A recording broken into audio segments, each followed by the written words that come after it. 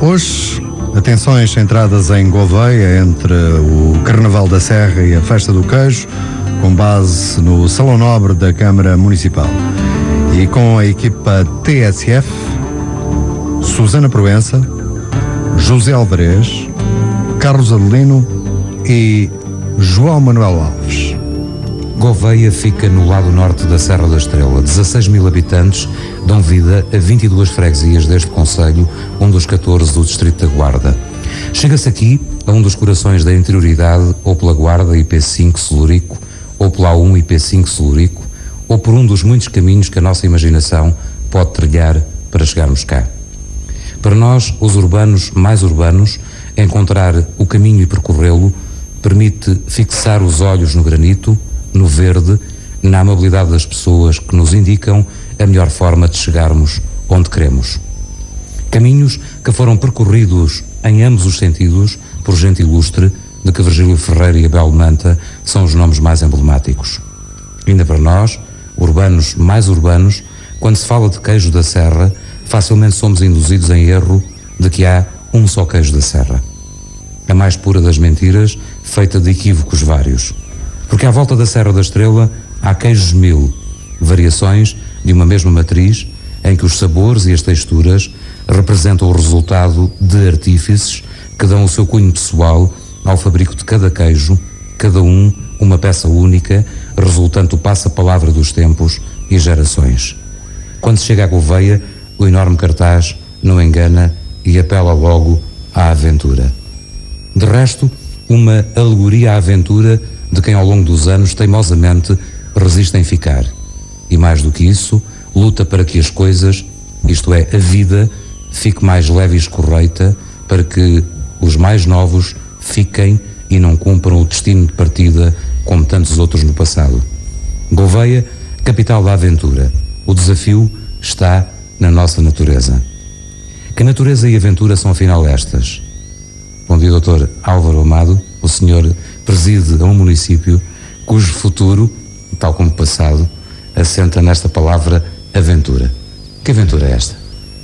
Muito bom dia a todos, quer aos meus conterrâneos aqui neste painel, quer naturalmente à TSF, obrigado por terem vindo, e naturalmente a todos os ouvintes.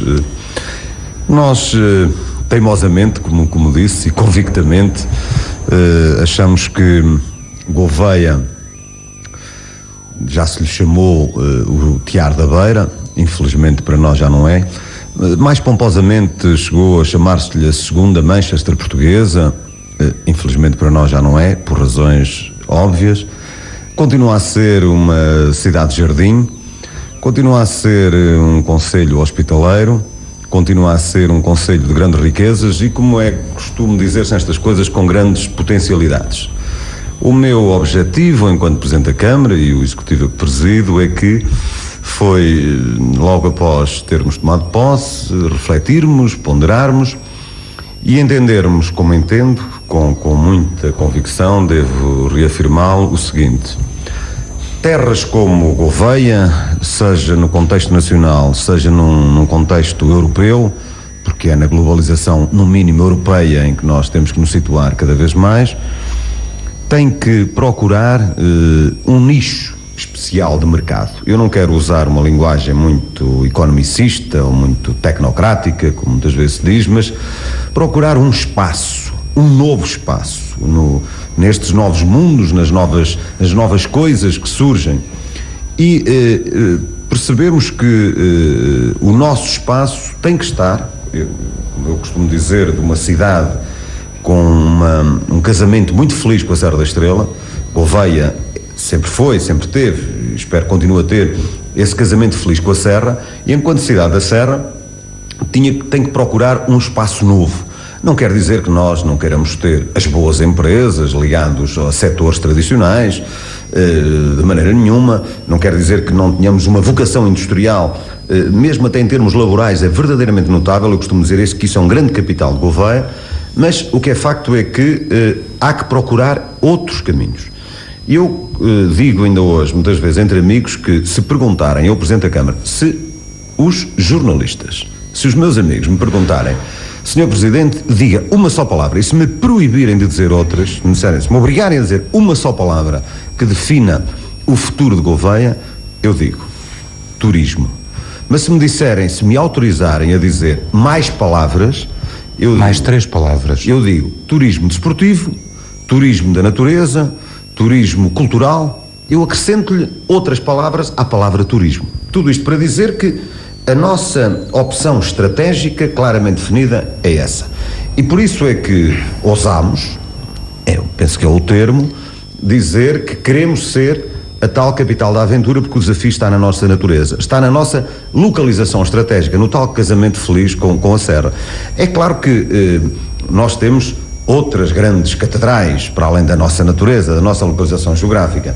Nós temos, e agora não quero com isto fazer nenhuma apresentação de ninguém, mas temos uma associação hoje em Portugal que adiante, quem de direito e com mais propriedade falará disso, mas temos outra catedral, a gastronomia, também mais adiante lá vamos falar. Também já lá porque vamos. Temos, agora, em termos de futuro, repito, enquanto que eu tenho ou nós temos uma grande força para continuarmos a querer, ou para querermos cativar o tecido empresarial, mas também o sabemos que podemos fazer, tal como disse na sua peça, por vários caminhos até se chegar cá. Nós queremos naturalmente que para isso melhorar os nossos acessos rodoviários, como sabemos, e aí nós temos a noção de que aí estarão encontradas ou estarão esbatidas algumas das dificuldades para essa captação. De modo que fique claro, eu não quero um monodesenvolvimento para Gouveia, de maneira nenhuma. Queremos valer-nos das nossas capacidades, mas entendo que há esse nicho, esse espaço que Gouveia deve ocupar, e é para isso que estamos a trabalhar.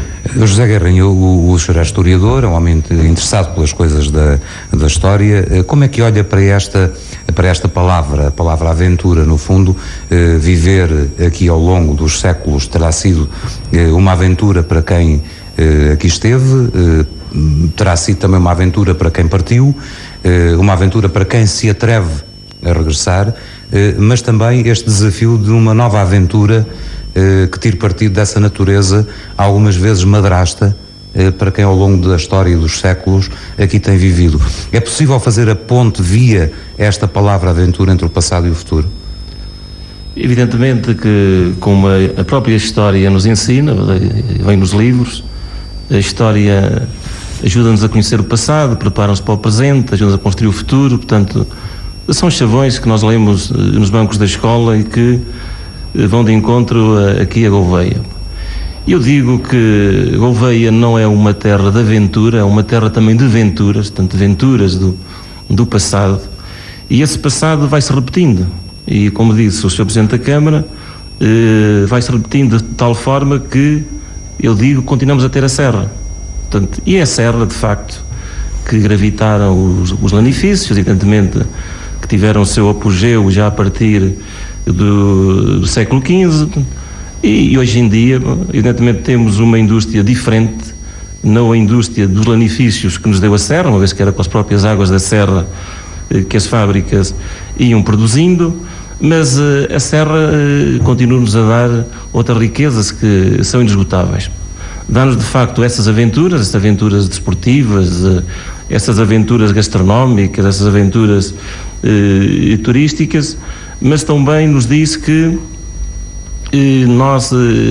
a Serra é de facto um maciço majestoso, onde nós podemos continuar de facto a implementar cada vez mais essa riqueza que é a nova indústria, que, como disse o Sr. Presidente, que é o turismo, e a par do turismo, evidentemente, que vão gravitando outras grandes aventuras, a par da parte do lazer que está relacionado mais com essa denominação.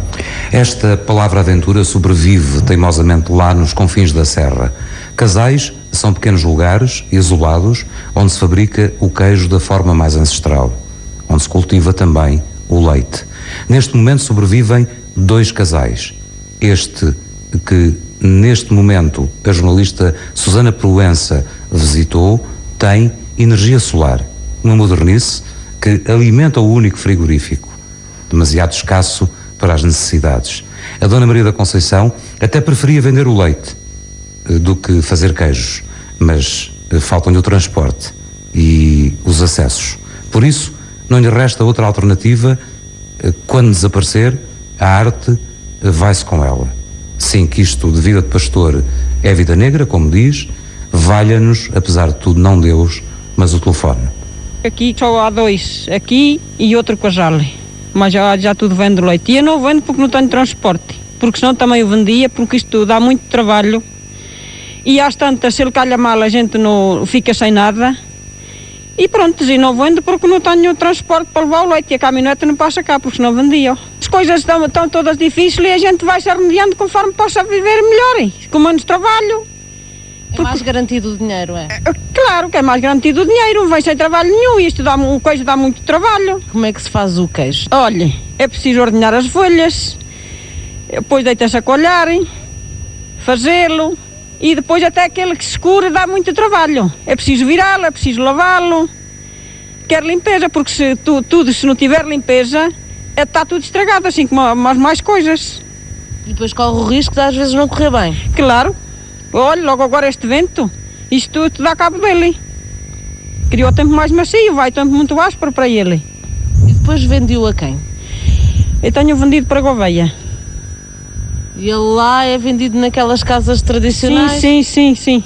Quantas ovelhas é que tem? E quantas cabras? Olha, andam aí umas 60 e cabras umas 20. Umas 20? Sim. E isso é o suficiente para fazer quantos queijos por dia, por exemplo? Depende do tempo e o leite que elas deem. O tempo é que também dá à medida do leite. Se o tempo estiver mau, se estiver aí a nevarem, elas já dão menos, já posso fazer menos. Sabe? Nasceu aqui nos Casais, veio para cá? Eu nasci cá. Não foi aqui nesta quinta, mas foi noutra. E nunca teve o desejo de querer sair daqui? Até para onde é que eu hei de ir? Naquele tempo eram tempos tristes, os nossos pais para nos encher na barriga, sabe Deus, aprender a ler, não nos mandaram aprender a ler, só nos ensinaram a guardar as folhas, até para onde é que vamos? Tem filhos? Tenho um.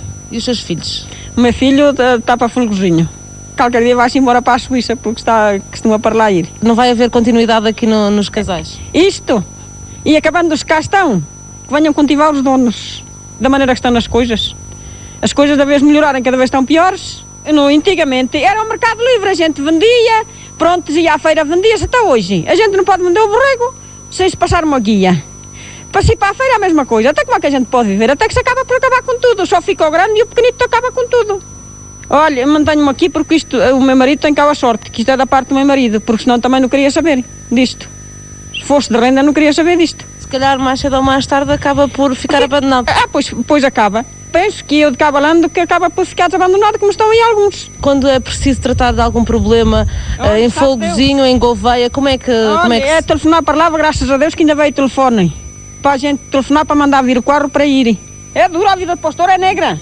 Sou franca. Tem 3 coisas. É farta, e presa e porca. Porquê?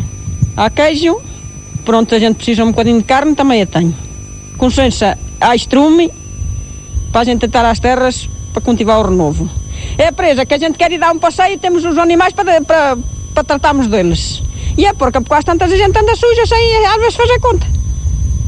Vê? Se nos Casais se adivinha um futuro de incertezas, o mesmo não pode dizer-se do queijo da serra, deste lado da serra. É que, descendo a mesma, num lugar próximo da sede do Conselho, há quem tenha reunido condições para um pequeno toque de modernidade que, apesar de tudo, não compromete nem a tradição, nem a qualidade. É o caso da queijaria Armindo, marido e mulher. E entre marido e mulher, também na arte de bem fazer o queijo, ninguém mete a colher. Nem toda a gente tem essa dedicação, tem essa força de vontade para resistir a este tipo de trabalho. Por isso tem que haver uma grande força de vontade para isso. Estamos aqui nesta sala que é onde tudo começa na produção do queijo. Exatamente, isto aqui é o início, é quando veio o leite, temos ali aquela cuba, que é onde se faz a coagulação do leite. Depois, a partir daí, a massa é lá trabalhada, vem para aqui, para esta francela, para dentro das formas. Depois, além naquela prensa, tem o acabamento final, tem aquela parte do acabamento final, que depois daqui é quando se separa o soro, que o soro depois vai para aquele tacho, que é este que está ali no chão, vai para cima daquele fogão, que depois ali se faz o requeijão. Pronto, e depois os queijos estão aqui 6 horas, mais ou menos, são feitos da parte da manhã, quando é à tarde são tirados. E depois, quando são tirados, depois é que passam então para ali para dentro, para esta parte daqui.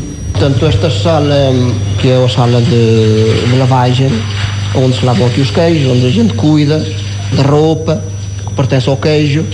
E depois aqui ao lado é onde existe esta câmara de frio, esta câmara de conservação, onde depois aqui tem o trabalho deles, que vão aqui reimando. Bom, quanto tempo é que tem que estar aqui? Os seus 45 dias, mais ou menos, anda sempre na base dos 45 dias, trabalhando o queijo normalmente. Só por qualquer motivo que tenha qualquer tipo de alteração e que se ele faça mais rápido. O leite é você que compra fora, também tem o seu rebanho? Não, é só simplesmente do próprio rebanho nosso. Agora, leite de fora não. Agora não se pode trabalhar com leite, ou não se pode trabalhar a fazer queijo como antigamente. Não se pode, porque isso acarreta muitos prejuízos. Por exemplo, o leite, quando está na coagulação, ele tem que ter sempre aquela temperatura muito certinha. E depois tem que se manter até a gente estar a fazer aquele queijo. Nem pode ir muito quente, nem pode ir muito acima daquela temperatura, nem pode ir muito abaixo. Ao fim do queijo feito, está esta câmara que mantém uma temperatura sempre certa. Porque lá está, porque se nós estivermos atidos à temperatura do ambiente, temos alterações variadíssimas. Em termos de futuro, vê um futuro melhor este tipo de fabrico de queijo? Eu sempre fui uma pessoa otimista, realista e otimista, nunca fui pessimista. Eu desde pequenino apostei sempre e acreditei, e não é hoje que vou desacreditar. Ao contrário dos casais lá nos confins da serra, aqui reina o otimismo. Esta queijaria tem o futuro assegurado. Os filhos do Sr. Armindo assumem o compromisso de manter a arte, não de forma direta, mas com recurso à mão de obra que se há de contratar. Mas esse é um futuro que só Deus pertence. Enquanto não se vislumbram as palavras com que vai construir-se esse futuro, de outras coisas bem mais terrenas se faz o presente. Terrenas e intrigantes, pelo menos à primeira vista. A cumplicidade entre o carnaval e o queijo. Onde é que há pontos de contacto entre uma tradição centenária, o queijo, e outra, o carnaval, novidade bem mais recente. Um curso especial a que se associa o Instituto Politécnico de Gouveia. São os mais novos a darem o toque e o mote. Um curso preparado com rigor. Os preparativos abriram-se aos microfones da jornalista Susana Provença. É muita cor este ano, muita palhaçada e animação artística, malabares, trio de bolas, cabeçudos, o som dos nossos bombos, porque nós não vamos muito, para já não temos aquela tradição do desfile, como é, por exemplo, sei lá, em Loleia, em Torres Vedras, etc. Não temos, Gouveia não tem essa tradição, tem outro tipo de carnaval, que era um bocado a máscara, cada um vestia lá a sua coisa, ia para a rua disfarçado e tentar que ninguém soubesse quem era. Portanto, não copiamos um bocado aquela questão do samba, não, gostamos mais das nossas raízes, dos nossos sons, os gigantones, temos uma série de cabeçudos para levar, que são as nossas feras, os dragões, os bebés, os reticências. Isto é tudo feito pelos alunos, inclusive feito noutros módulos, que é na moldagem de esponja, para eles desenvolverem também esses conteúdos, e é mais nisso. Mas a base este ano da nossa participação é cores, é um carnaval fitado, como eu lhes digo, é essencialmente fitado. E depois o que acontece? Tentamos aproveitar materiais baratos. Por exemplo, são os nossos alunos que fazem os malabares. Com simples bolas de ténis, uns cordõezinhos e uns porta-chaves, fizemos nós os trios de bolas e é isto que eles vão levar. Vamos ter uns elementos no final, que são uns mágicos, que levam aquelas cartolas, e o símbolo neste momento da autarquia, a marca de imagem, é aquela estrelinha que nós pusemos nas nossas cartolas dos mágicos e nas capas. E eles vão tentar fazer um bocado de magia, não é? Durante o desfile, magias ligadas, enfim, ao bem-estar, não é? Porque às vezes é preciso ser mágico para que as coisas surjam no nosso concelho. Portanto, é um bocadinho aquilo que também serve o Carnaval. Uma brincadeira. Mas também que faz parte também do Carnaval. Tem que haver sempre algum alerta, alguma crítica, Isso. Já no ano passado, também num dos nossos carros, levámos a imagem do Sr. Presidente da Câmara num queijo e dizíamos em certificação. Agora cabe magia com vamos tentar fazer magia então com a autarquia. Espero que eles gostem. Mas os mágicos vão muito bem acompanhados, com lindas marionetes e, portanto, com muita cor, e de certeza que vai sair tudo da cartola, tudo o que é de bom para o concelho. Uma pequena brincadeira. É uma brincadeira, sem dúvida. Vocês querem cantar um bocadinho da música? Vá, 1, 2, 3. Vem festejar, vem divertir, o queijo vamos provar, o requintado, o saboroso, na nossa escola o circo se vai juntar. Vem festejar, vem divertir, o queijo vamos provar, o requintado, o saboroso, na nossa escola o circo se vai juntar. Pronto. Ângela Silva, professora, e o grupo de alunos do Instituto Politécnico de Gouveia a transbordarem em entusiasmo os preparativos da sua preparação, da sua participação no desfile de amanhã. Um pescar de olhos ao Presidente da Câmara. Dr. Álvaro Amaro, que pescar de olhos é este? Que ligação é que existe entre o Carnaval e o queijo? É uma tradição que está a querer construir a partir de agora, juntando o velho com o novo? Adorei ouvir a Ângela, estou cheio de expectativa. Esperemos por domingo à tarde, seja como for, viva a brincadeira e a folia que é próprio da época. No ano passado nós fizemos um ensaio a partir da autarquia de promovermos o Carnaval, e já na altura eu decidi, e daqui não vou arredar pé, a menos que me convençam que estou completamente errado, e ainda não me convenceram neste ano, e duvido que me consigam convencer disso, de que nós, como de resto a Ângela muito bem disse, nós não podemos competir, nem queremos competir, na tal busca do nicho, do nosso espaço, competir com outros carnavais que estão afirmados no país, seja pelo samba, seja pelos reis das telenovelas brasileiras, seja pelo que for. Nós aqui queremos ter um rei, um só rei, o queijo. E queremos fazer desta época carnavalesca, que é uma época propensa para os portugueses saírem de casa, e sabemos que a Serra da Estrela é um destino turístico por excelência também nesta época, nós fizemos esta coisa muito simples. Juntámos estes ingredientes, quais sejam a serra, de que nós fazemos parte, Gouveia e o queijo. Juntando estes ingredientes, nós queremos fazer disto um elemento atrativo de Gouveia, de chamar as pessoas a Gouveia. Nós não queremos, como digo, outro tipo de competição, mas queremos ter esta especificidade. E queremos ter orgulhosos nisso, de modo a termos os alunos do Instituto Profissional. Infelizmente para nós ainda não é politécnico, esperemos que o futuro, oxalá que o futuro nos traga, mas do Instituto Profissional, das associações de concelho, de juntas de freguesia, de uma salutar concorrência à imaginação, tudo à volta do tema queijo. E eu sei, sinceramente, ou pelo menos acredito piamente, que se conseguirmos transportar isto para o exterior, em muitos locais de Portugal se dirá, num qualquer próximo carnaval, como já se diz este ano, praticamente não há um quarto vaga em Gouveia há muito tempo, para esta época, e nós queremos que isso seja cada vez mais, das pessoas dizerem, onde é que vamos passar o Carnaval? Bom, já fomos, não vou dizer as terras porque não quero fazer publicidade, só quero fazer a minha, naturalmente, já fomos aqui, ali e acolá, pois desta vez vamos a Gouveia, porque o rei do Carnaval é o queijo.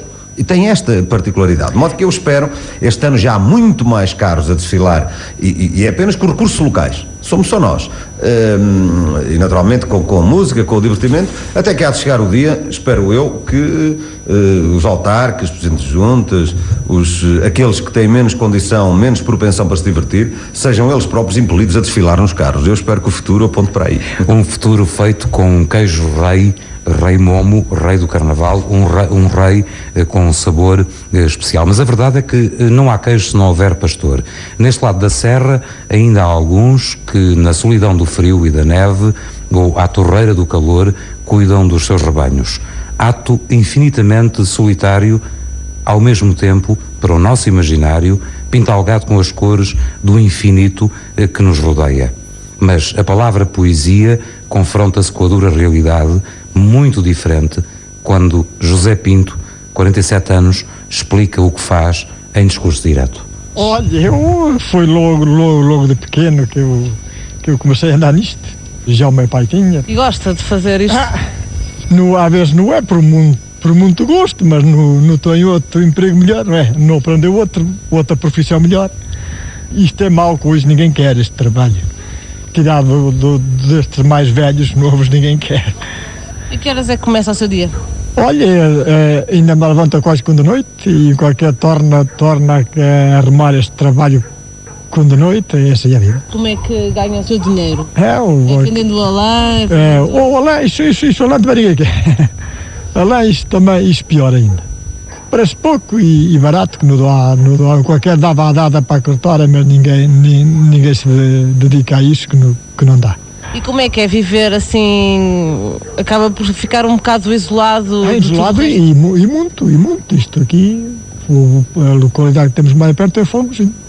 De onde eu habito a Fogozinho são 9 km. Quando necessita de alguma coisa? Tenho lá uma carrinhazita, às vezes qualquer, mas muitas vezes nem vagar há para qualquer se deslocar assim a Fogozinho ou ao outro lado, vá. Qualquer anda sempre entretido com isto. Isto é mau e uma vida muito rigorosa, não é? E cheia de trabalho. De inverno se-me qualquer baixo de chuva, de frio, é assim. José Pinto, 47 anos, 20 cabras e 60 ovelhas, profissão pastor. Destas 20 cabras e 60 ovelhas, há de sair o leite sofrido com que se farão os queijos do nosso contentamento. Falar de queijo da serra é acarretar com outros aromas e sabores. O vinho, mais do que o carnaval, é compromisso inseparável. Em Gouveia há 2 adegas cooperativas, a de São Paio e a de Vila Nova de Tázame. Pedro Pereira é enólogo e introduz-nos nos vinhos da região. São vinhos normalmente encorpados, com características de envelhecimento, ou seja, são vinhos que normalmente têm bastante cor. Estamos a falar de vinhos tintos, com características de envelhecimento, produzidos a partir de muitas castas, mas em que as castas mais nobres serão a Tauriga Nacional, Tinta Roriz, Alfrocheiro e Jean. Portanto, depois há um conjunto de outras castas que existe essencialmente nos vinhedos mais velhos, mais antigos, mas que são muitas e que não vale a pena estar a referir. Em termos de vinhos brancos, as castas mais utilizadas são o encruzado, o bical, o cercial e o arinto do Dão. Normalmente, com este tipo de castas, obtemos vinhos de uma cor, um amarelo palha, vai desde o citrino ao amarelo palha, vinhos com alguns aromas, com mais, não aromas de primários, mais aromas de envelhecimento, especialmente na casta encruzado, vinhos com bom teor alcoólico e com uma acidez também elevada. Os terrenos, como na maior parte da região do Dão, os solos são de origem granítica, portanto a rocha-mãe é o granito. Temos algumas manchas não muito grandes em que temos também um bocadinho de argila nos solos. De uma maneira geral, os solos são franco-arenosos, aqui na região de origem granítica.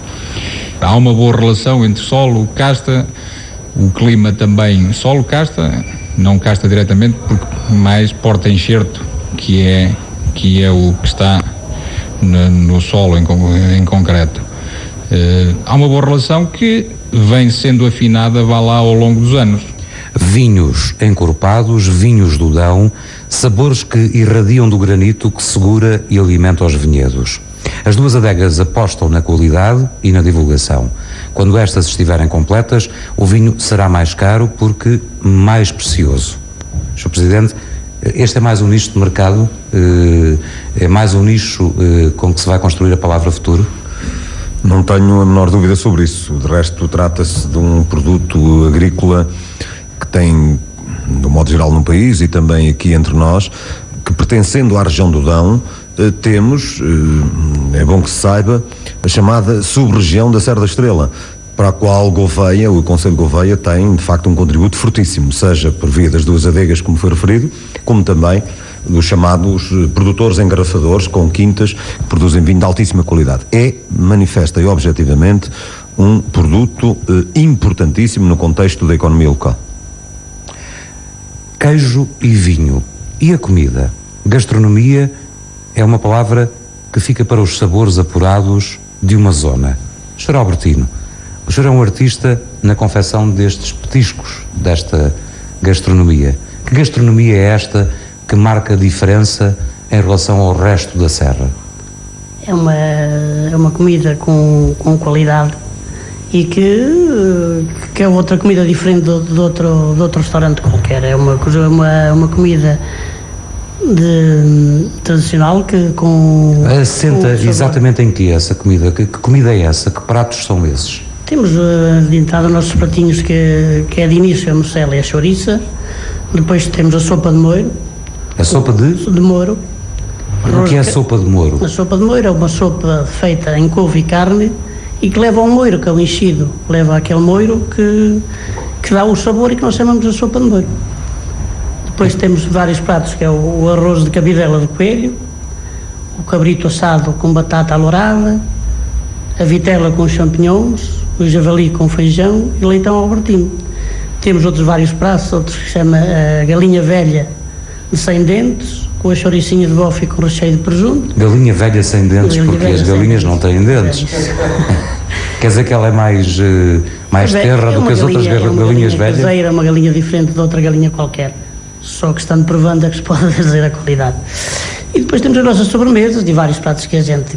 E em termos de condimentos, há alguns condimentos que sejam característicos desta zona?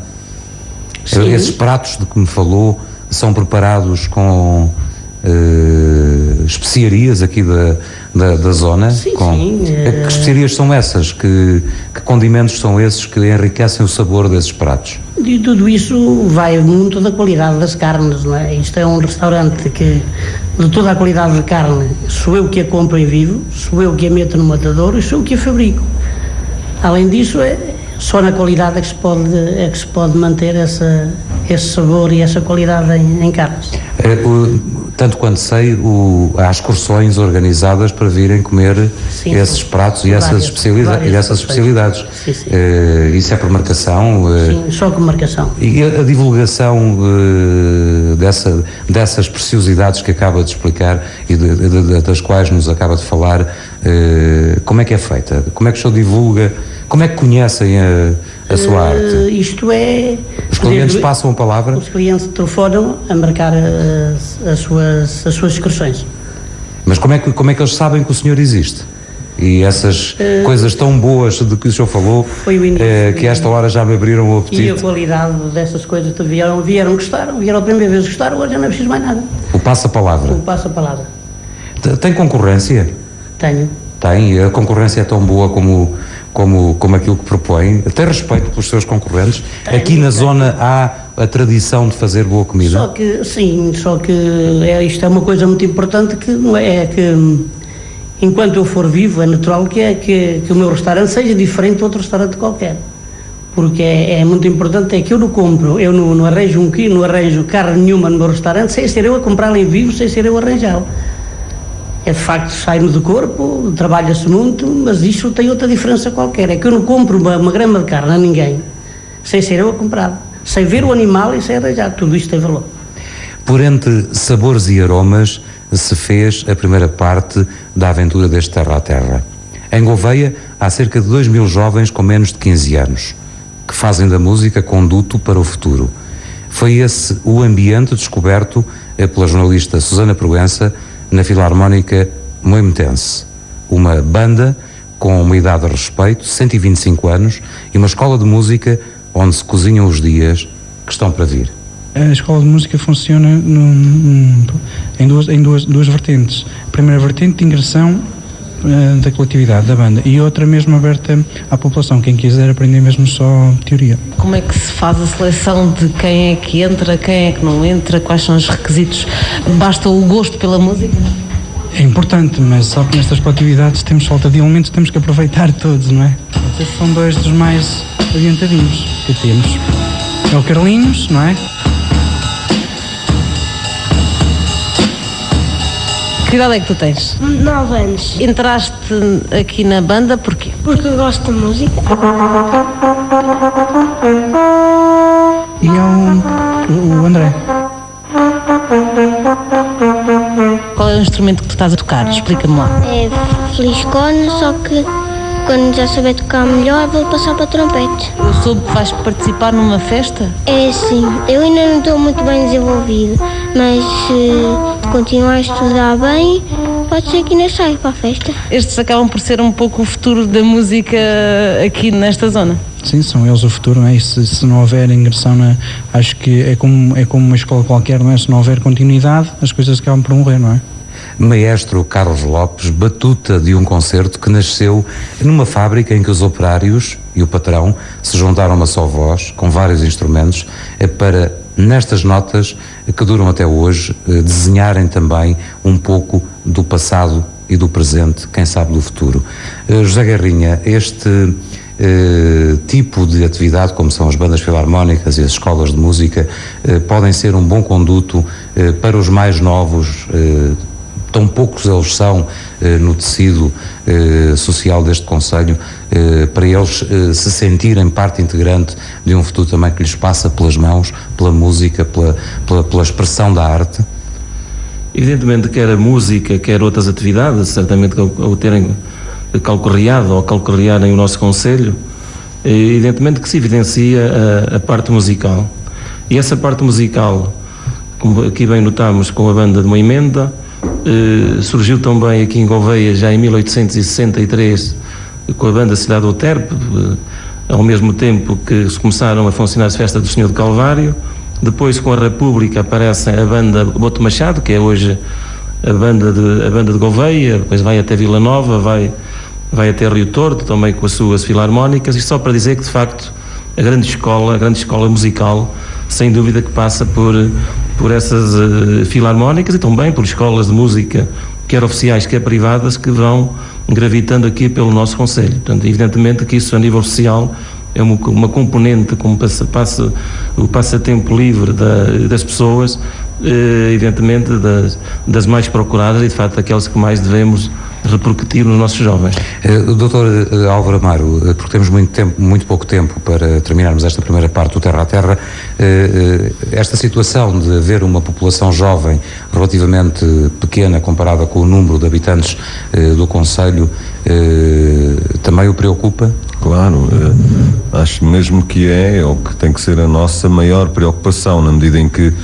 o concelho foi perdendo população, como de resto todos aqui no distrito, com exceção da capital distrito, por via do ensino superior, e nesse contexto nós o que temos é que nessa tal busca dos tais nichos de mercado, na perspectiva de criarmos aí condições e apetência para algum investimento, enfim, ultrapassado que foi o tal período áureo que levou àquela denominação que tivemos, embora eu queria dar uma palavra de facto como de sublinhar a importância e a feliz teimosia de muitos que continuam aqui a apostar na vida empresarial pela tal vocação que nós também temos nesse sentido, porque aí sim é que podemos criar condições para a fixação de jovens. Não vale a pena nós iludirmos-nos, nós próprios aqui na autarquia tomamos uma medida que é simbólica e o custo dela para mim não significa nada, que é pagar as viagens de 2 fins de semana por mês aos 200 jovens de Gouveia que estudam no ensino superior, naturalmente fora do concelho de Gouveia, porque ele não existe cá. E pagamos 2 viagens por mês, ida e volta, justamente porque os queremos, enquanto estudam fora, continuem apegados à terra, que namorem, que se divirtam, que continuem bem ligados à sua terra, para que, à medida que vamos construindo esse futuro, possamos cativá-los para ficar cá. Desenvolvimento e juventude de mãos dadas rumo ao futuro. É desta forma que saímos para as notícias das 10 da manhã.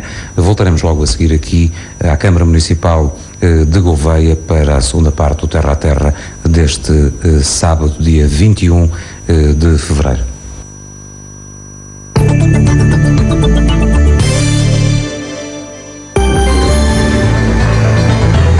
Eu convidava. Tudo o que se passa na TSF. Um dia via em casamento. E eu disse-lhe que sim. Um romance começa de tantas maneiras e pode sempre continuar 24/24 horas. A disfunção erétil já não é problema. Aconselhe-se com o seu médico ou farmacêutico ou visite-nos em www.vivebem.com. Era disto que eu estava a precisar, finalmente de férias no Brasil. Assim é que se está bem. Acabou-se o Xavier, o relatório Xavier, a contabilidade. Agora quero é massagens, soquinhos na piscina do hotel, a apanhar um grande bronze e a ver as babies a passarem. Oi, cara, me dá um suco, por favor. Oi, pois não. Ei, seu Xavier, telefone para o senhor. O quê? Telefone? E aquela voz? Ei, eu já sabia, estava-se mesmo a ver que a história de trazer o portátil ia dar para o torto. Computador portátil Fujitsu Centrino 1.4, só 1.249 euros. Staples Office Center. É só o que falta. Aos domingos, depois do meio-dia, a TSF chama à janela da rádio portugueses que quase sempre longe dos holofotes fazem andar as coisas. Portugueses Excelentíssimos, um programa de Fernando Alves e Alexandrina Guerreiro.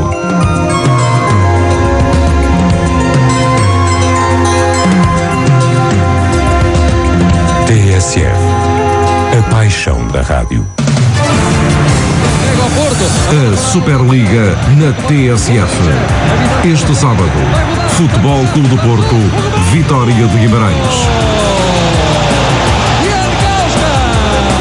Reportagem de João Ricardo Pateiro, Bernardino Bagos e Nuno Miguel Martins.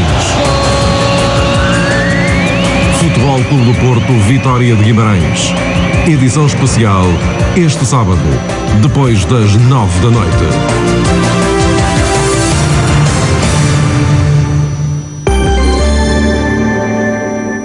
Já conhece o serviço corporate ADSL da KPN Quest? Que não é igual aos outros? Igual. O ADSL da KPN Quest é especialmente desenvolvido para empresas. Tem tráfego ilimitado, taxa mensal fixa, suporte técnico incluído, tudo ao preço normal do mercado. Tudo isso? E já me esquecia, garantem IP fixo e ainda oferecem acessos da AL para os teus empregados. E só agora é que me dizes isso. Qual é o número da KPN Quest? Ligue 217949400 e subscreva o serviço ADSL da KPN Quest. Negócios à velocidade da luz. Para grandes objetivos, grandes planos. Conheça as medidas de política e as alternativas de financiamento disponíveis para as empresas no seminário Ciência e Tecnologia para a Inovação. Conheça ainda as startups mais representativas do Tagus Park. Procure as tendências do empreendedorismo.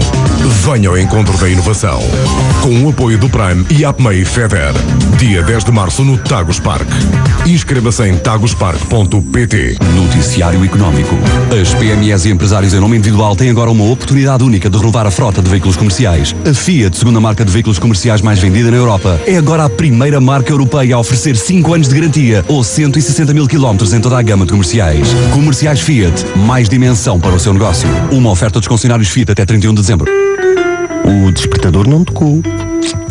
Por um lado é bom, porque dormiu mais um bocadinho. Mas por outro lado, é mau, porque vai chegar atrasado e faz com que o seu patrão o despeça. O que por um lado era bom, porque podia procurar um emprego melhor. Mas por outro era mau, porque faz-lhe falta o dinheiro e agora vai mudar de casa. O que por um lado é bom, porque vai ter mais espaço. Mas por outro é mau, porque dá mais trabalho a arrumar. E agora vai ter gêmeos.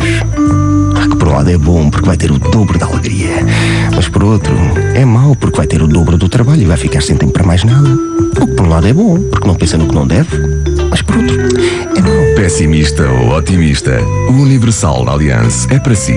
Universal, um seguro para a vida. Eu não sou top model, mas estou a ganhar dinheiro. Eu não corro na Fórmula 1, mas estou a ganhar dinheiro. Eu não trabalho em Wall Street, mas estou a ganhar dinheiro. Eu não jogo futebol na Primeira Liga, mas estou a ganhar dinheiro. Proteja as suas poupanças. Invista com o BPI. Eu sou uma pessoa normal e continuo a ganhar dinheiro.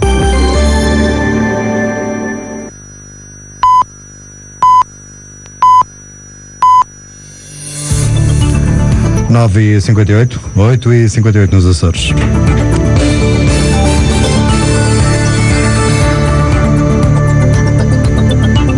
Dirigente do principal partido reformador do Irão reconhece a derrota nas legislativas de ontem. Os resultados parciais dão a vitória aos conservadores. Ainda não há dados concretos quanto à afluência às urnas, mas tudo indica que foi inferior à de há 4 anos. Em Timor, Ximenes Belo diz estar tentado a concorrer às eleições presidenciais em 2007. O bispo de Dili admite que já pensou no assunto, mas precisa de sentir que tem o apoio do povo timorense para avançar com a candidatura. Eu convidava para sair e ela dizia-me que não. Eu perguntava-lhe se éramos namorados e ela dizia-me que não. Um dia pedia em casamento. E eu disse-lhe que sim. Um romance começa de tantas maneiras e pode sempre continuar 24 sobre 24 horas. A disfunção erétil já não é problema. Aconselhe-se com o seu médico ou farmacêutico ou visite-nos em www.vivebem.com. Era disto que eu estava a precisar, finalmente de férias no Brasil.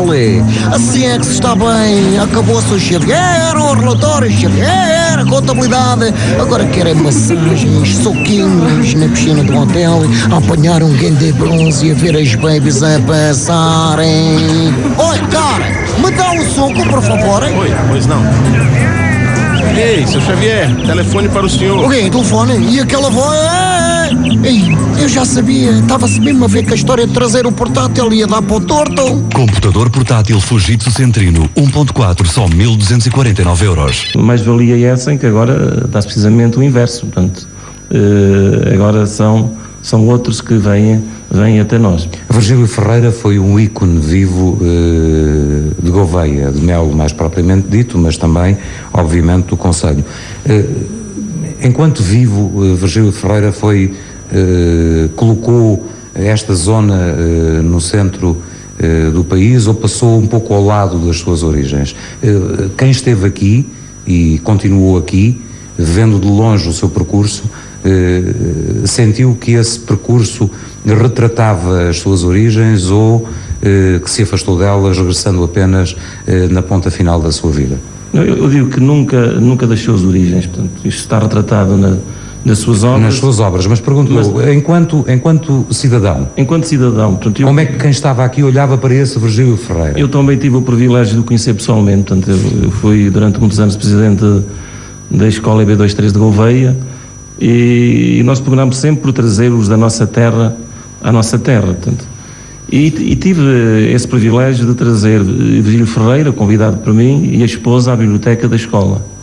E eu conheci bem aquele homem, portanto, aquilo que retrata as suas obras não dizem quem ele era, portanto, e de facto ainda me lembro hoje, ele estava sentado numa secretária da biblioteca, acompanhado de X alunos, uma vez que toda a gente queria conhecer de perto, e eu digo que de facto ele nunca deixou as origens, portanto, e a forma concreta é que, apesar de ser uma pessoa simples, portanto, ele voltou a Gouveia e voltou a Melo. Dr. Álvaro Amaro, esta biblioteca que hoje reúne boa parte do espólio de Virgílio Ferreira, de resto uma oferta ainda em vida do escritor, está num espaço que a Câmara ajudou a construir e a recuperar. Que importância é que tem a existência de uma biblioteca de um dos escritores de referência do nosso passado mais recente? Bom, acho que para além do sentimento de gratidão que todos possuímos e que é importante, muito mais do que isso, é de facto um marco, tanto mais que hoje e cada vez mais, pelo que nos temos percebido, se estuda Virgílio Ferreira, há hoje tese de mestrado e até tese de doutoramento. De resto, discutimos ainda hoje aqui em Gouveia aquilo que há alguns anos se falou da perspectiva de vir a ser construído ou de vir a ser, enfim, levado por diante aqui em Gouveia um centro de estudos virgilianos com com o qual nós obviamente estamos totalmente de acordo e estamos em conversações com a Universidade da Beira Interior justamente para isso. E enquanto não houver o edifício com uma placa bonita... Isso é quase uma novidade dada aqui em direto. Não é, pode ser para os nossos ouvintes, não é naturalmente para os govienses. De resto, esta ideia já não é minha, mesmo do meu antecessor, da Câmara anterior, se me é permitida a expressão, se falou disso. Eu próprio já o disse mais que uma vez, enquanto não tivermos o edifício Centro de Estudos Virgilianos, queremos que haja cada vez mais estudos virgilianos, porque essa é também uma maneira, e este é um fio condutor que nos une a todos, seja com o meu amigo Albertino, ou seja, que através do restaurante venham pessoas a Folgozinha Gouveia, seja pela associação, como diz o Dr. João Pinto, seja pelo estímulo de ordem cultural e do ensino que produz o facto de termos esse expoente da literatura que foi Virgílio Ferreira, ou da pintura, como sei que vamos falar, da Belmanta. Em Gouveia, para além daquela riqueza associativa imensa que há pouco o José Garranha referia, e eu gostava de sublinhar, é uma componente importantíssima que deve encontrar, porventura, explicações naturalmente no regime anterior, numa zona industrializada onde a maneira das pessoas se encontrarem, até porventura para contestar o regime, era por essa via associativa. A prova disso é que é o número de bandas e de ranchos e de corporações de bombeiros que temos, uma riqueza forte, e nós, através dessa grande riqueza, à qual obviamente se associa a riqueza da nossa cultura, nós queremos também que isso constitua, pelo respeito naturalmente que dela temos, constitua também um polo importante de desenvolvimento. Pequeno, é certo, podemos até falar de coisas de microcosmos, mas são coisas de microcosmos com uma importância fundamental. Se para nós vierem, sejam 2, 3, 4, meia dúzia de estudantes universitários, repito, mesmo que não tenhamos ainda o grande edifício do Centro de Estudos Virgilianos, mas como eu já tive a oportunidade de dizer publicamente, nós estamos dispostos a financiar a possibilidade, nós, a autarquia, a financiar a possibilidade de alunos que queiram estudar, que se queiram doutorar em Virgílio Ferreira, porque doutorar-se ou fazer o mestrado em Virgílio Ferreira é transportar o nome de Gouveia, porque Virgílio Ferreira, como foi dito, quis nascer, viver à medida das suas possibilidades, sem nunca esquecer as suas origens, e mesmo ao morrer quis ser sepultado na sua terra, de modo que Virgílio Ferreira transporta-nos sempre, quer para o estudo, para a investigação, quer também para aquilo que é um património cultural importante para Gouveia. Gouveia não deu só ao nosso pequeno mundo, e este só é um só entre parênteses, a enorme arte da escrita de Virgílio Ferreira. Algum tempo antes, diria muito tempo antes, tudo é relativo, um outro nome, noutra arte, a da pintura, João Abel Manta. Tornou-se notável, também saiu para terras de França, também regressou, também ele um cidadão do mundo, também ele com um museu a que dá o nome em Gouveia. Uma ideia da família que a Câmara Municipal igualmente acarinhou. Para além das obras do mestre, o Museu Abel Manta em Gouveia tem expostas outras de outros pares, tornando-se um caso único fora dos grandes centros de Lisboa e Porto. Armando Eduardo, professor de História, foi quem abriu a porta e acolheu a jornalista Susana Proença. Este museu comporta duas coleções, uma de pintura do próprio Abel Manta e outra coleção de arte moderna portuguesa, que inclui desenhos, pinturas a óleo, pinturas a pastel, gravuras, etc. Parte da exposição das obras de Abel Manta, o que é que podemos ver? Podemos ver as diferentes fases do seu percurso plástico, começando com o autorretrato ainda da fase naturalista, quando ele se encontrava a terminar o curso da Escola de Belas Artes de Lisboa e era aluno de Carlos Reis e Ernesto Condeixa, e depois começamos já aqui a ver um retrato do escultor João da Silva, pintado em Paris em 1919, onde se revela já a nítida influência da arte que então começaria a ser moderna, que era a arte de Manet. Portanto, o Abel Manta teve notícia desta forma de representar já em Paris, para onde tinha emigrado com Aquilino Ribeiro. E aí não só descobriu a pintura de Manet, que já estaria um pouco, digamos, quase que fora de moda no tempo em que ele a descobriu, mas também a de Cézanne e de outros pintores modernos. E o Abel Manta, quando regressou a Portugal, veio aqui para Gouveia e fez uma série de vistas da então vila, onde se nota um modo de ver perfeitamente moderno. Ao contrário que possa parecer, isto não é estudo, a pintura está acabada, mas as figuras são somente sugeridas, não há um tratamento muito detalhado, existe uma estrutura que é o que interessa na pintura, pelo menos nesta fase dele. Depois podemos ver que, à medida que o tempo avança, o Abel Manta começa a criar algum estilo próprio, abandona um pouco este modernismo e começa a criar um estilo próprio, sobretudo ao nível do retrato. Há muita gente a visitar o museu? Eu creio que sim, que o museu tem interesse, porque não há muitos museus de arte moderna em Portugal. Tirando as grandes cidades, é raro encontrar numa cidade do interior um museu que tenha uma coleção deste género. E aqui conseguem-se reunir pintores variadíssimos, artistas que vão desde o António Palolo ao Joaquim Rodrigo, ao Sá Nogueira, temos Vieira da Silva, a própria Clementina Carneiro de Moura, o Diogo Macedo, a Mili Pessoas, o Almada, a Sara Afonso, o Bernardo Marques. Há uma série de pintores bastante interessantes. E temos mais salas onde também há obras plásticas do filho do Abel Manta, o arquiteto João Abel Manta, que foi o doador. Quanto à obra de Abel Manta, qual foi o principal traço que ele deixou? Ele é o primeiro vitralista moderno em Portugal. Ele é que introduz, ou melhor, recupera uma arte tradicional que estava ao abandono, recupera a parte moderna. E as primeiras obras dele são o vitral da escadaria e um janelão por cima da porta lateral do Mosteiro de Jerónimos, que é uma Nossa Senhora de Belém. O conjunto da obra dele é único, ao nível do século XX.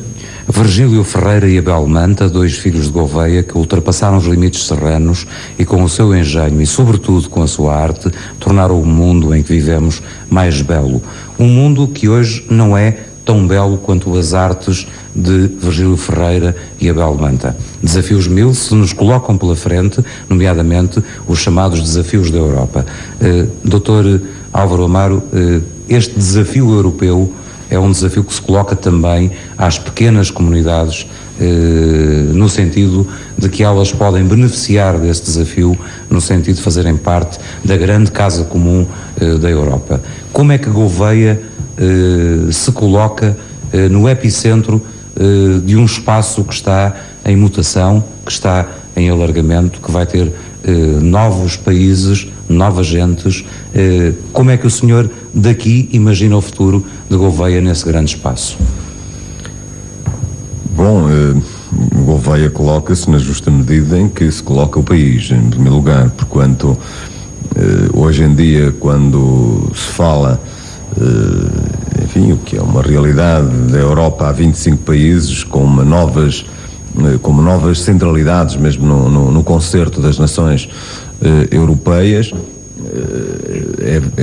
É notório que há em espaços geográficos mais pequenos que começam a desenhar-se com uma importância estratégica nesse contexto europeu alargado. É o caso do chamado mercado ibérico.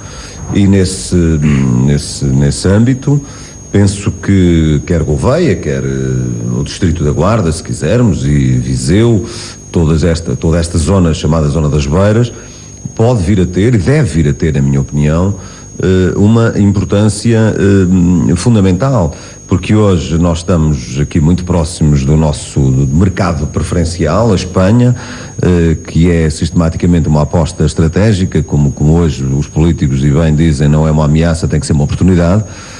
Mas nesse sentido, Gouveia e toda esta zona que caminha para a fronteira pode e deve beneficiar. Há todavia sempre aqui uma questão importante e que no início do programa nós falávamos. Eu costumo dizer que as vias de comunicação são um pouco como as nossas veias e artérias. Se o sangue não circular nelas, nós morremos. Se as terras não tiverem boas veias e artérias, elas morrem.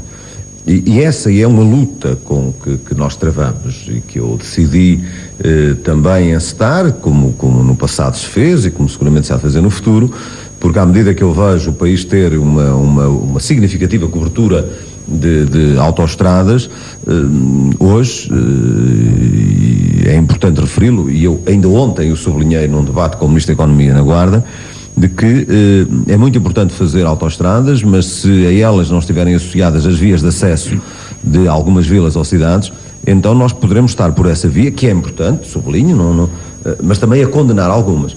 Ora, Gouveia tem por isso absoluta necessidade, não apenas eu costumava dizer aqui há 2 anos, quase por brincadeira, de termos que pôr umas placas, como felizmente pusemos. Parece uma brincadeira, mas é uma brincadeira séria, porque eu dizia que, explicando a 90% das pessoas que nunca tenham vindo a Gouveia, digo isto com tristeza, como é óbvio, venham de Lisboa, venham do Porto, todos nós sabemos explicar a esses nossos amigos que venham por ali e tal, pela autoestrada, no IP5, e depois baqueamos. Nós conhecemos bem os acessos, os vários caminhos, como o meu amigo disse no início do programa. Ora bem, nós precisamos dessas veias e dessas artérias para o desenvolvimento poder fazer-se. E nesse caso, nesse contexto, em termos europeus, é muito importante que as tais zonas que podem ocupar espaços geográficos com algum destaque, seja no contexto do mercado ibérico, seja do qual Portugal e Espanha têm beneficiado, seja pela chamada rede transeuropeia, seja pelos próprios eixos ferroviários, como estão previstos há 20 anos, como recentemente ouvimos falar em relação aos TGVs, seja pelas vias rodoviárias. Nós entendemos que, porque estamos numa zona de excelência, como já aqui foi referido, porque estamos numa localização estratégica em termos daquilo que é único em Portugal. Eu costumo dizer que em Portugal nós temos, felizmente, porque somos um país rico, não apenas na história, nas nossas paisagens, temos coisas únicas. O meu amigo há bocado dizia-me, bom, hoje tenho que ir para o Algarve. Lá está, uma coisa única, de praia, de sol, para não passa publicidade, como temos outras, temos uma costa belíssima, mas Serra da Estrela nós só temos uma. E ao longo de décadas e décadas, eu costumo dizer que se cometeu um aspecto quase trágico para a Serra da Estrela, foi associar-se aos olhos portugueses a serra igual a neve. Ora, a serra é neve, mas é muitíssimo mais do que neve, muitíssimo mais do que neve. E agora que estão a fazer algumas experiências ou alguns investimentos nessa matéria, que são muito importantes, mas é também igualmente importante que nós possamos, para além da honra que temos de homens e mulheres da Serra, sejam nos casais, sejam a outros níveis de fluxo turístico, nós temos que ter este benefício associado em termos de algo que é único em Portugal. Deixe-me colocar-lhe uma questão. Esta que foi uma terra que deu gente ao mundo, foi uma terra de imigração, será potencialmente uma terra hoje de recepção de imigrantes, ou seja, aumentar o seu número de habitantes é fundamental para o desenvolvimento que se pretende neste contexto ibérico que referiu, neste contexto mais alargado da Europa comunitária? É o grande desafio, quer de Gouveia, quer das outras terras, como há pouco eu referi. É o grande desafio associado ao qual está uma enormíssima dificuldade pelas razões económicas, pelas assimetrias que o país tem, pelo poder de captação que o litoral tem, por tudo isso é que nós vivemos sempre naquela, enfim, esperançazinha, pelo menos, com a força que todos vamos fazendo, para que o país se torne mais equilibrado, territorialmente mais equilibrado. É um crime de lesa pátria, eu não me canso de sublinhar, é um crime de lesa pátria que a cada passo, quaisquer medidas de política económica não façam com que se diminua aquilo que vulgarmente se designa pela macrocefalia lisboeta. E eu acho que eu tenho aí alguma esperança, confesso sinceramente, eu costumo dizer muitas vezes que me considero um rural moderadamente otimista, e o moderadamente é um bocado por minha defesa pessoal, mas tenho algum otimismo na medida em que um país não pode se ingrar se tiver desequilíbrios territoriais muito grandes. E todos nós andamos há mais de 20 anos, com certeza, a falar das chamadas assimetrias regionais. Ora, elas têm que ser combatidas. E só podem ser combatidas, ou melhor, uma das vias para se combaterem é que nós consigamos, ou que as políticas definidas no contexto nacional e até europeu, atualmente, possam dizer que há regiões deprimidas ou regiões desfavorecidas para as quais é preciso canalizar não apenas os chamados investimentos públicos, como sejam as vias como há pouco referi, mas também haver aquilo que hoje, felizmente, se chama já intensamente a discriminação positiva. Ou seja, dizer a um empresário, seja ele português, espanhol, italiano, francês, que em vez de se localizar em Matosinhos, com todo o respeito, ou em Setúbal, para além dos apoios ao investimento que existem para se localizar lá, e podem existir até mais para se localizar em Gouveia, tem que haver outro tipo de mecanismos. E eu não me canso de situar os chamados mecanismos de ordem fiscal. O país, que foi a duas velocidades, tem que diminuir uma velocidade e aumentar a outra. E essa é a maneira dele se equilibrar. Porque é por essa via que nós conseguimos, criando riqueza, fixar as pessoas. Caso contrário, viveremos com maior dificuldade. Mas eu, como disse, eu tenho, apesar de tudo, algum otimismo, mas isso não significa que nós não deixemos de arregaçar as mangas e lutar por isso. Hoje começa o Carnaval e os dias andados não se fazem apenas de coisas sérias, embora de coisas levadas a sério. Falo de bigodes, no discurso direto do autor da ideia, a definição rigorosa de bigode. Tudo o que nasce acima do lábio superior. Tão simples e tão complicado como isto. Tudo o que nasce acima do lábio superior. A ideia nasceu em 1976. Alfredo Saraiva tinha ido para a Guiné sem bigode e voltou com ele. Ponto de partida para uma coisa séria, tão séria, que dura há mais de 20 anos. A Associação dos Bigodes nasceu da seguinte maneira. Como vê, tem que ter bigode. E acontece que eu estive em África há 10 anos e quando fui para a África não tinha bigode. Quando regressei da África, encontrei cá amigos que eu tinha cá deixado sem bigode, encontrei-os de bigode também. E depois há sempre aquela tendência, o bigode chama bigode ao bigode, o careca chama bigode ao careca, o barbudo chama barbudo ao barbudo, e eu, precisamente com um desses amigos, ó, bigode para aqui, bigode para além, eu, em jeito de brincadeiras, falei, opá, assim um dia a nível de bigodes, devemos juntar aí assim meio dúzia deles numa lancharada. A coisa ficou assim mais ou menos em pé e, é claro, acabou por não se fazer a lancharada. Acabou por se fazer logo no primeiro ano de convívio, que isto foi em 76, salvo erro, logo um jantar, onde nos reunimos logo 44 bigodes logo no primeiro jantar. A partir daí é como uma bola de neve. Foi aumentando, foi escrevendo, houve mais aderências, como é lógico, e aquilo já ia assim num número bastante elevado. Quais é que são os requisitos para se entrar na associação? Única e simplesmente bigode. Nós na altura até ainda começámos por querer impor que o bigode tinha que ter um ano, mas não, ultimamente deixámos disso. Há inclusive indivíduos que eu sei perfeitamente bem, indivíduos oportunistas, que isto também eu não concordo. Inclusive tem aparecido por vezes indivíduos que vêm, mas com os bigodes é um bocado da coisa, porque se considera bigode, não barbas, não suíças, patilhas muito grandes. Bigode é tudo que nasce acima do lábio superior. Depois, é claro, depois podem deixar crescer como quiserem. Vem bigodaças com 20 centímetros e 25, que é claro. Mas a base tem que ser o lábio superior, não pode ser mais nada do que isso. Até me estou a recordar que temos uma taça ainda na nossa sede, que comprámos para oferecer já há muitos anos numa volta a Portugal em bicicleta. Ao ciclista com bigode mais bem classificado. O que acontece? Chegaram aqui e partiram daqui 110 ou 112 ciclistas, nenhum tinha bigode. Já fizeram algum concurso de qual o maior bigode? Não é um concurso, mas de facto fazemos uma escolha e atribuímos uns prémiozinhos, os prémios, ao primeiro, segundo e terceiro bigodes, mais bem apresentados. Tanto que nós fazíamos aquilo só ao nosso nível. Ultimamente começámos a meter no júri elementos da imprensa, inclusive um cabeleireiro profissional, já precisamente por não haver, porque depois havia falcatruas nas votações, porque, por exemplo, suponha, uma terra qualquer trazia 40 bigodes, traziam bigodes e todos aqueles elementos votavam naquele indivíduo, que por vezes não era o melhor bigode, mas era classificado como primeiro bigode, porque teve votos em maioria. Nós agora damos 2 voltas e 3 voltas, que é precisamente para trocar as voltas a essas malandrices. Antes do jantar, os bigodes têm que estar todos afinados. Alguns mesmo no intervalo do jantar, trazem os seus aparelhos de toalete, vão à casa de banho, pentear, escovar, pôr mais um bocado de laca, essas coisas todas, preparar. Normalmente selecionamos 15. Esses 15 passam em passarela para serem vistos por todos os componentes e todos os assistentes ao jantar. Não falo em concorrentes lá vai para o concurso.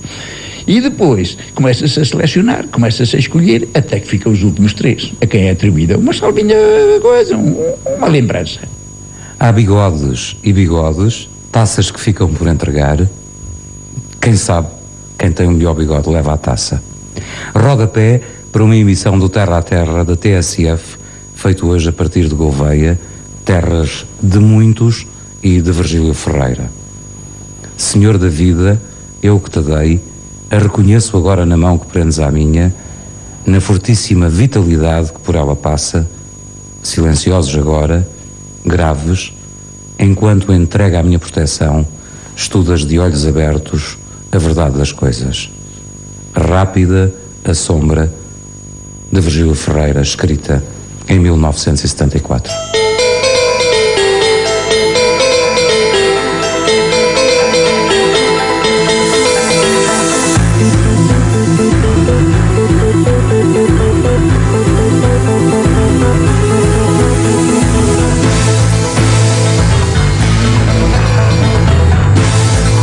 Tudo o que se passa, passa na TSF. RJF. Todos os dias, a voz da região.